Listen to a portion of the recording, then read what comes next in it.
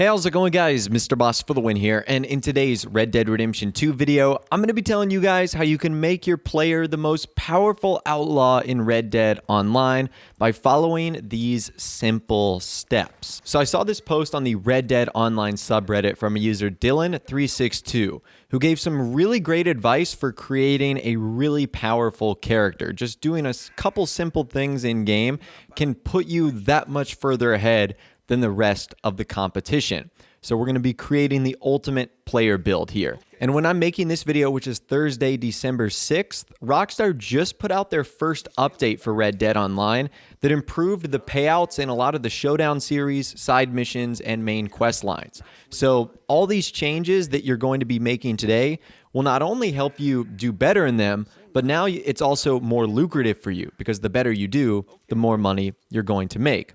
So the first thing we're going to be doing here is changing our ability cards. So the ability cards are basically like perks that you get. And the perks you have could be the difference between you winning a gunfight and your opponent winning a gunfight. And there's a couple of important ones that you really want to choose. Now, some of these are going to be available from the start of the game. Others are not going to be available from the start. You have to rank up or you have to unlock more slots in order to get them. But you should know about them so when the time comes to unlock more, you'll be good to go. So how does the ability loadout work? You have a Deadeye card and then 3 passive cards that you can equip. So let's start with our Deadeye card. The Deadeye card that we want to use is Paint It Black. So the description for Paint It Black is, while Deadeye is active, you can paint targets onto enemies. Fire your weapon to shoot all marked targets, and each shot drains Deadeye. Now, all of these perks can actually be upgraded. As you can see, that is Paint It Black number 1. And if you were to upgrade them, you can see that it just drains a smaller amount of Deadeye each time. So upgrading the perks gets pretty expensive. The first tier is like $350. I think the final tier is around $1,000 to actually fully upgrade it. So it might take you a bit to get to that final tier, but it really does become worth it. So why is Paint It Black great? So it automatically paints targets on enemies while in Deadeye. And this is really useful because it will allow you to fast fire more weapons. This will allow you to win a ton more gunfights just because of this card alone. So it's definitely the best Deadeye perk that you can get nearly at the start of the game. The other one's a Moment to Recuperate, which is when Deadeye is active, you slowly regenerate health, but taking any damage will cancel it. So I don't like that. And then the next one is Focus Fire, which I'm not in a team all that much. But because my strategy is a little bit more lone wolf, Paint It Black is way better. And for me, it is the best option that I could possibly choose. So that's the first one right there. That is the Deadeye card. Now we're going to be choosing our 3 passive cards. And something you guys might not have known about the passive cards is there's actually different categories that you can select. There's combat abilities, there's recovery abilities, and there's a third tier, which is defense abilities. And I have not unlocked any of those yet, but that's why I said as you unlock more, you should come back to them and see which ones you like the best.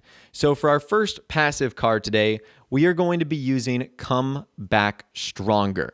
And this is a fantastic card. So Come Back Stronger is actually under the recovery abilities, and it is your health begins regenerating a little sooner after you take damage. That is massive. And the upgraded versions of that are equally as great. You'll begin to regenerate more health even sooner. So the upgrades of that are really great as well. And this card is basically passive health regeneration. There's no other requirements. And if you're able to fully upgrade it within seconds of receiving damage, your health will begin to recover. So this is a way you'll be able to sustain yourself during firefights. And if you get shot, basically just duck behind cover for a second and you'll probably be right back at full health. So that is amazing. That is a fantastic first card. The second passive card you should select if you can is Peak Condition. So Peak Condition is another great card. This is also going to be in the recovery abilities as well. And you can see you inflict a little bit more damage if your stamina bar is at least 75% full.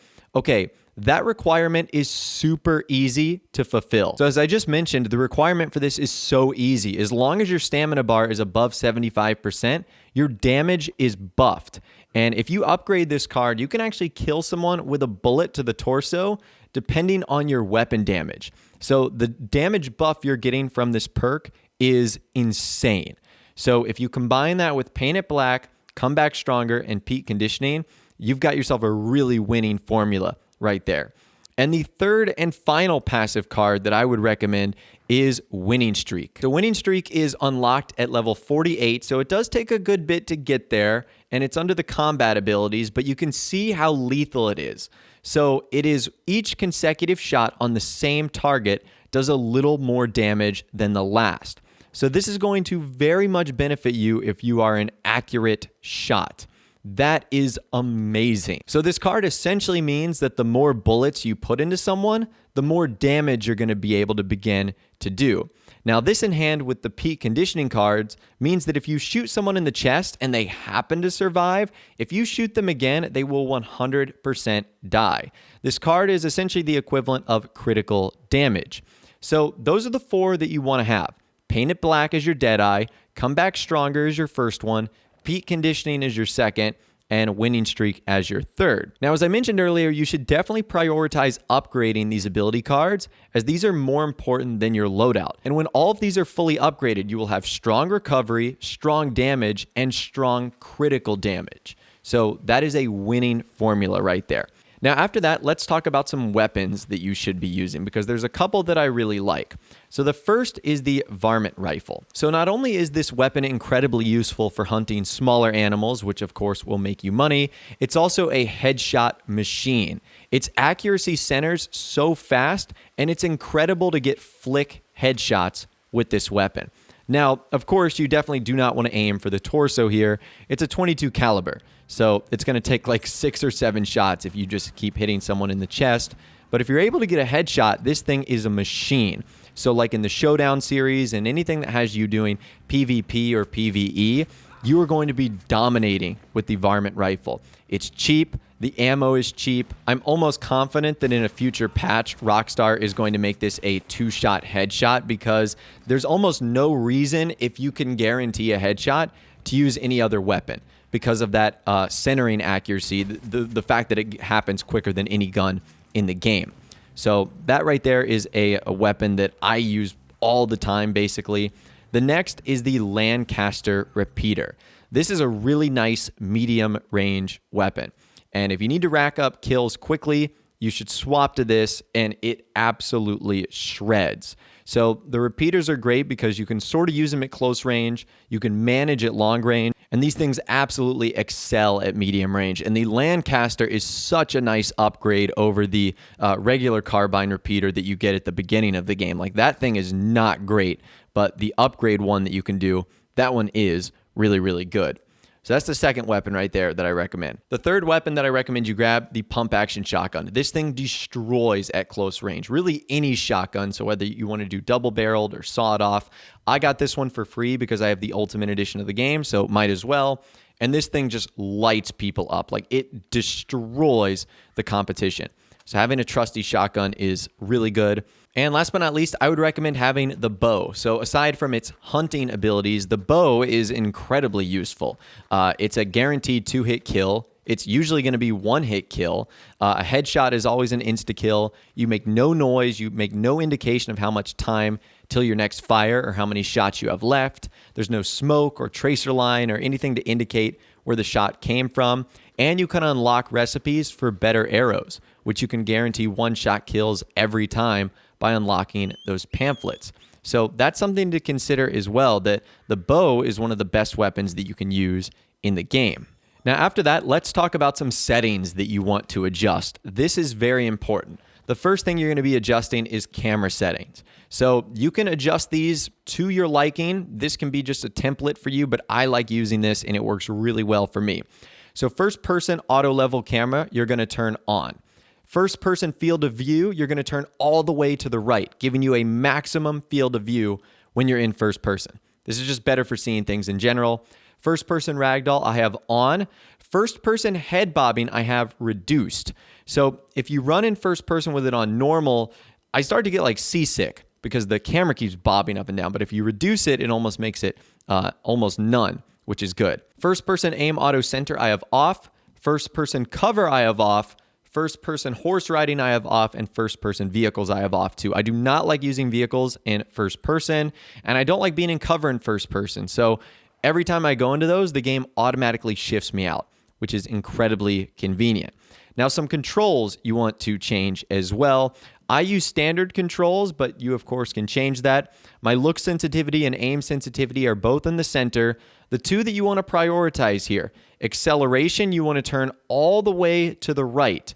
And then dead zone, you want to turn all the way to the left at a minimum. So the acceleration is going to allow you to snap to targets much quicker. It's not going to feel as sluggish when you're moving from target to target and the auto aim takes over. And the dead zone is going to eliminate how much you have to move your stick in order to get to another target or another region of the body, like a head for a headshot.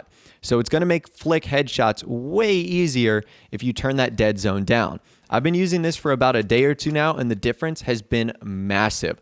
I feel like I'm able to jump from target to target way quicker than other people can, and it gives me a big advantage. Now, the final tip I can give you, and I traditionally don't like this for games, but in Red Dead Online, it's quite valuable and helpful, and that is vibration. So if you're near a treasure hunt or you're in a treasure hunt and you're having a hard time finding the chest, the more your controller vibrates, the closer you are.